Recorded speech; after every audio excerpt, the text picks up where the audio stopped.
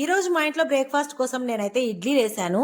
నాకు పెళ్లి కాక ముందు మా ఇంట్లో బ్రేక్ఫాస్ట్ కోసం అని మా అమ్మ ఇడ్లీ చేసిందంటే ఇంకా ఆ రోజు నాకు అస్సలు దిగదా ఇడ్లీ. ఇంకా అదేమిరా అంటే అందరం బానే ఉన్నాం కదమ్మా, ఇప్పుడు ఎందుకు చేసావు ఇడ్లీ? ఈ ఇడ్లీ అంటే పేషెంట్లు తినేది కదా అనేదాన్ని నేను మా అమ్మతో. నేను ఈ బౌల్లో సగం వరకే వేసాను పిండి. అయితే పొద్దున్న లేసి చూసేటప్పటికి బాగా పొంగిపోయి అది పైకి వచ్చేసింది పిండి లోపల ఎయిర్ బబుల్స్ అన్ని ఫామ్ అయిపోయి పిండి పొంగినప్పుడు అప్పుడే ఈ ఇడ్లీ అనేది చాలా సాఫ్ట్ ఫ్లఫీగా వస్తాయన్నమాట ఇడ్లీలు.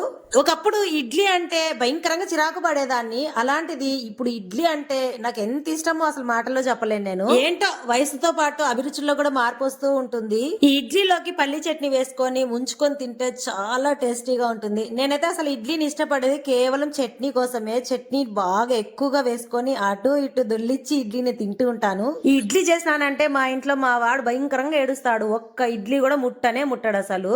అదే నాకు పెళ్లి కాక ముందు ఉన్న చిరాకు ఇప్పుడు మా వాడికి వచ్చింది అనమాట. వాడు కూడా ఏదో ఒక రోజు మారతాడు. ఇడ్లీ చూసారా ఎంత సాఫ్ట్ గా స్మూత్ గా ఉందో, అసలు నోట్లో పెట్టుకొని నమలాల్సిన పని కూడా లేదు. నోట్లో పెట్టుకుంటేనే వెన్నలాగా కరిగిపోతా ఉంది. వీడియోకి ఒక లైక్ చేసి సబ్స్క్రైబ్ చేసుకోండి అబ్బా ప్లీజ్.